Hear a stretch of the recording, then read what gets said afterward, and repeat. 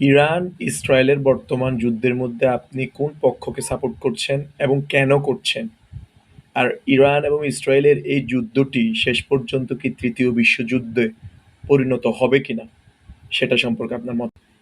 Iran ইসরায়েলের বর্তমান যুদ্ধে আপনি কোন পক্ষকে নীতিগতভাবে সাপোর্ট করছেন এবং কেন করছেন? কমেন্ট বক্সের মধ্যে জানাবেন।